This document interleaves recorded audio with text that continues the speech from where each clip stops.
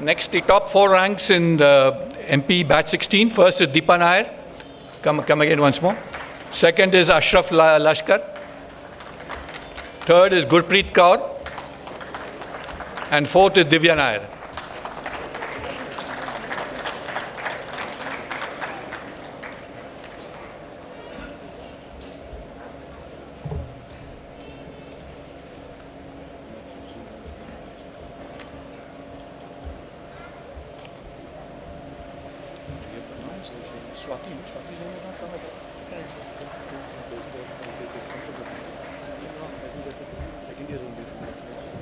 Swati got the top rank here. He has to come. This is the second year. Overall, she got the first rank. She has to figure somewhere, no? Yeah. Now let me read out the top rankers in the PGDM batch 6. First is Swati. Please come over. Second, Angeline. Third, Sonti Anand. Fourth, Jaya Priyadarshini. Fifth, Vimal Nair.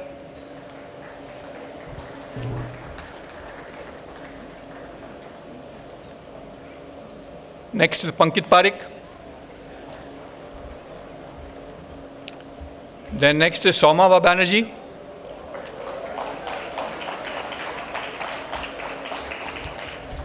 Next is Adrija Mukherjee.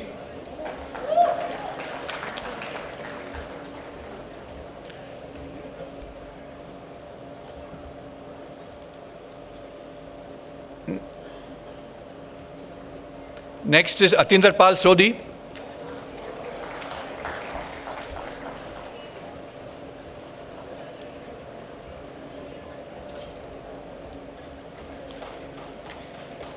You have for everyone, no?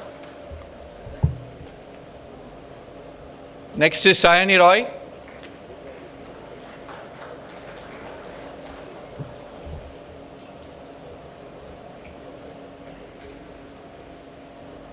Where's Sayani?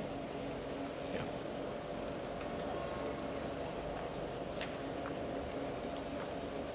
Next is Bala Vege.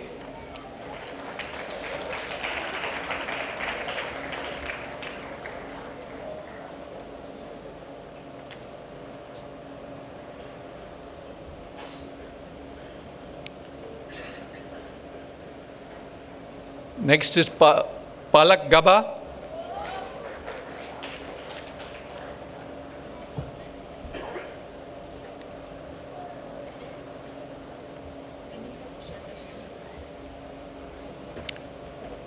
Next is Piyush Parekh.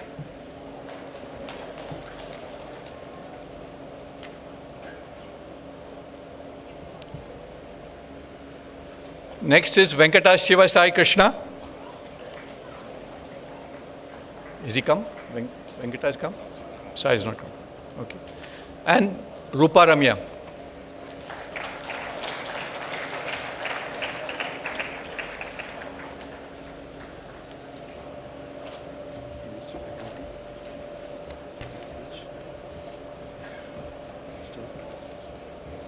But someone must announce, no, that we are going to give this, or are straight away go?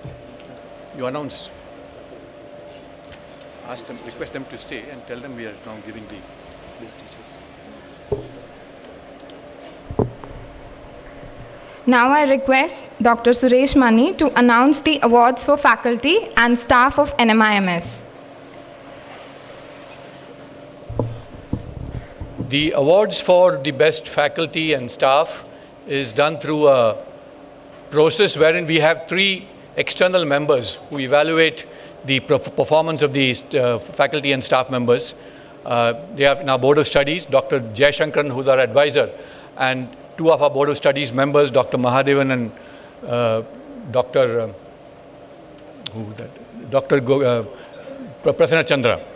Now, based on the evaluation, the faculty and staff are asked to submit their own self-performance appraisal, and based on that and the discussions that the panel had, the best teacher for 2016-17 goes to Dr. Aparna.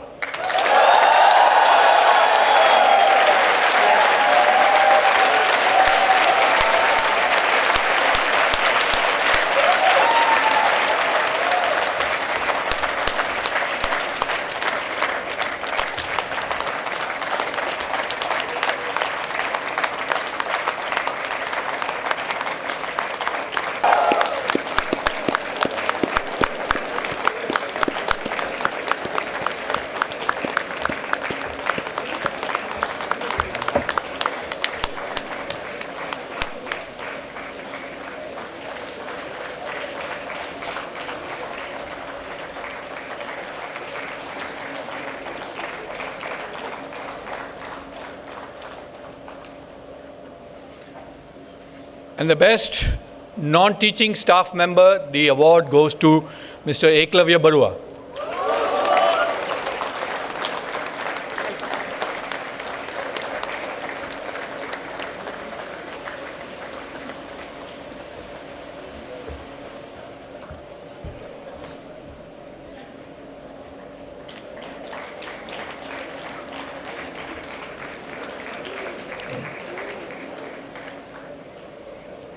And finally, we have a Best Student Award. This award is decided by the faculty body and the senior staff members of NMIMS. And this award is the award is based on a weighted average computation of the CGPA and the contribution to the institute in terms of the co-curricular activities, the committee work, and the leadership provided. And the Best Student Award for 2016-17 goes to MP Lakshmikant.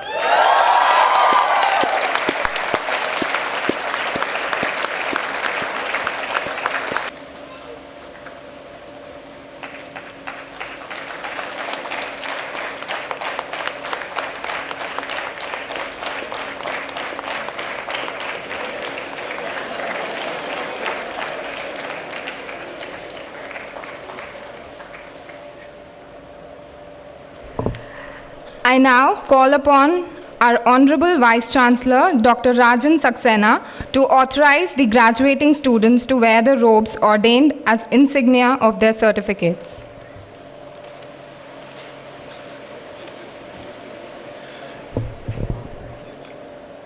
By the authority given to me by the Board of Management of SVKM and NMIMS University, I admit you to the Diploma in the School of Business Management, for which you have been declared to be qualified to receive the postgraduate diploma in business management, executive management program for executives, and postgraduate diploma in management certificates from NMIMS University.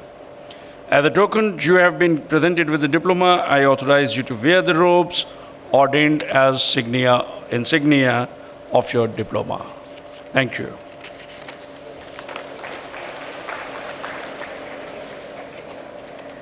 It is my privilege to introduce our honorable chief guest for the day, Mr. K. Venkatramanan, retired CEO and Managing Director, Larsen & Toubro. A BTech graduate in chemical engineering from IIT Delhi and an honorary doctorate holder in project management from University of Petroleum and Energy Studies, Dehradun. He has many more major professional contributions to his credit. Mr. Venkatramanan has been instrumental in creating the L&T engineering brand and building a strong international presence. He is credited with setting up world-class modular fabrication facilities within L&T and building offshore installation capabilities which bridge the void in L&T's range of offerings. He established new lines of businesses in key sectors like power, defense, and nuclear, and also introduced IT-enabled engineering service centers into business to tap global opportunities. He is credited with transforming the hydrocarbon business from a fabrication-driven EPC contractor to a technology-led player. Given all his unparalleled major professional contributions, Mr. Venkatramanan has been awarded and recognized globally.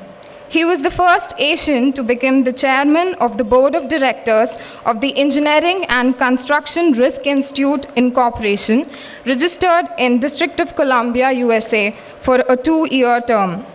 The Association of Business Communicators of India, ABCI, India's largest body of professional communicators, presented Mr. Venkatramanan the Global Business Communicator Award in November 2011.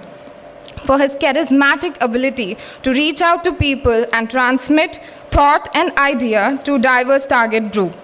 Mr. Venkatramanan was honored with the title of IPMA International Project Management Association Level A Assessor in 2008 and was the second Indian to receive the title. And the list goes on. Sir has also held the position of President L&T Hydrocarbon Engineering, a wholly owned subsidiary of Larsen & Toubro, which delivers integrated engineering, procurement, construction solutions to the core sectors across the hydrocarbon value chain. He is currently the non-executive chairman of L&T Hydrocarbon Engineering Limited. I now request the nominee of the Chancellor, Dr.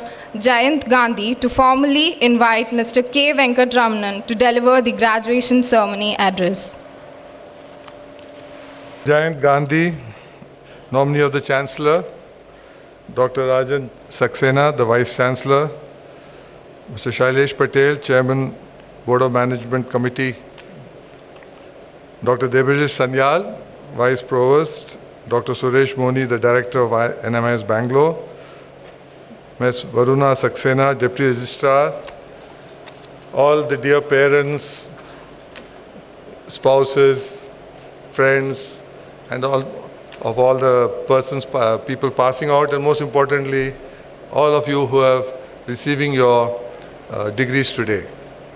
There's a special thrill in, passing out from an emerging institute or an institute which is still under development, because the type of experience you gain.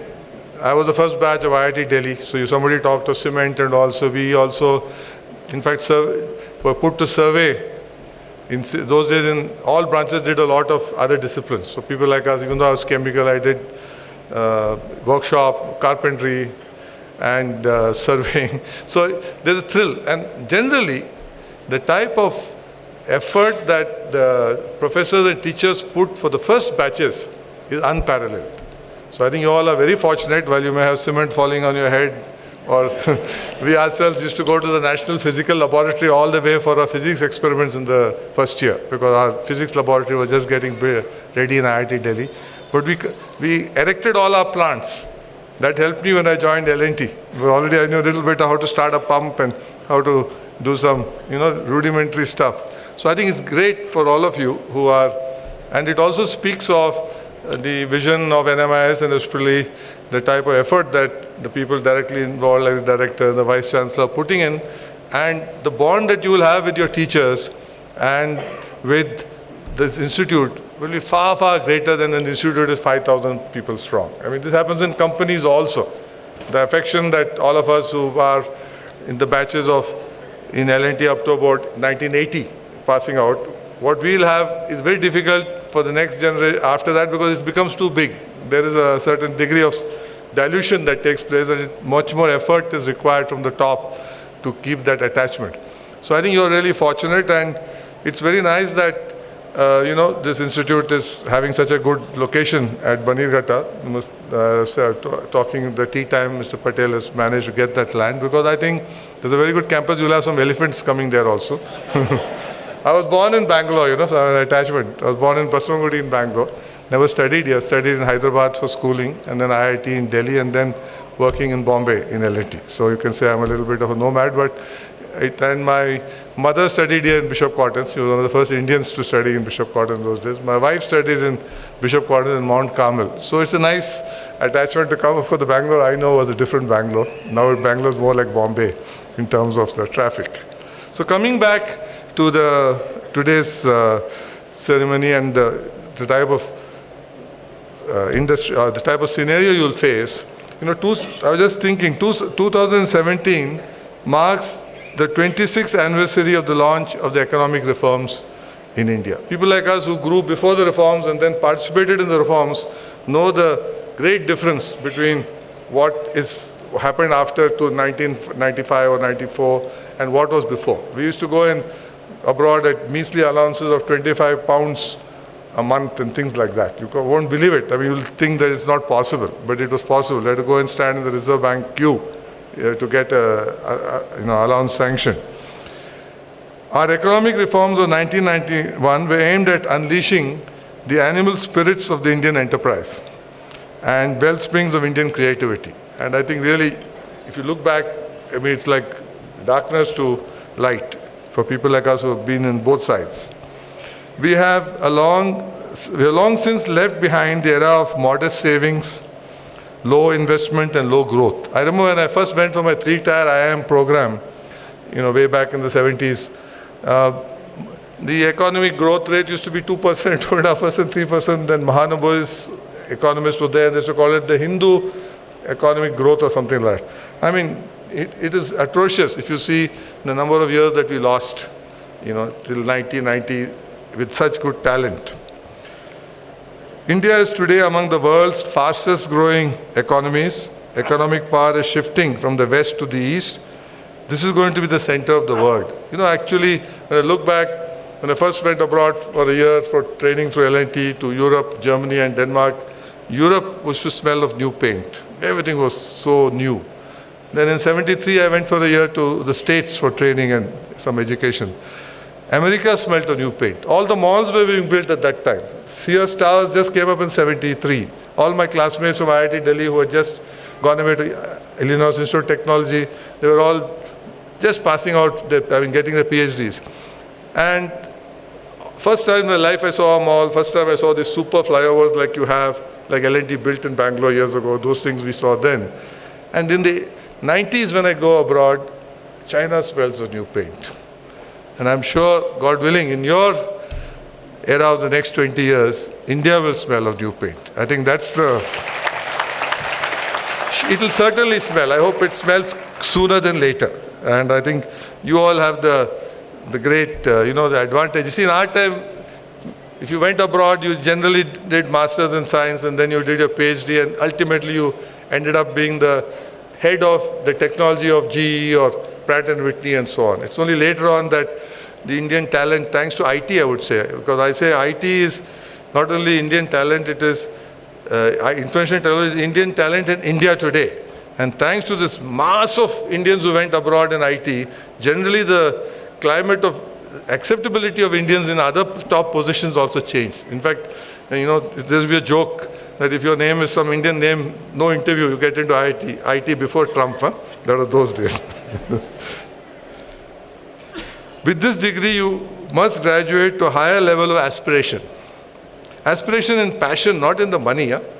Aspiration to leave a legacy behind. Then money generally comes. If you try to see the end point as money, as Dr. Saxena said, many other things come on your way. Because you are graduating in the times of a resurgent India. The power of youth is central to shaping the future of India. Be leaders in technology, management and innovation. These are the three parts. We all learned more engineering and technology and learned management through the shorter term courses and through practice. And innovation. I mean, the DNA of L&T is innovation. That's why we are what we are today in our own space. To make India one of the best in the world. And today, of course, innovation is, something which is the buzzword with so many Indians doing so well and also occupying the heads of some of the most innovative companies in the world. We need, however, unprecedented and steely determination for it. You need to be a Rahul Dravid. You can't be one of these T20 walas only, like Finch and all that. You got to have that steely determination for it. In spite of all the turmoil that we go through, India still is growing around 7.1 to 7.4% this year. The developing economy grows around 4.1. China is about the same, 6.6, slightly less. The advanced economies grow at 1.8. The world grows around 3.1. But then advanced economies have a much bigger, GDP. So that small percentage is much, much bigger. One of the nice things I see today, when we were in IIT, we had no girls. Huh? Only when I was passing out, we had 2 girls. so it was a great thing for us, to imagine now 30%, 40%, 50% girls. But the secret, and when I see all of them receiving all the awards, it's good because the secret why America is what it is because while they may not, Hillary Clinton, poor thing, never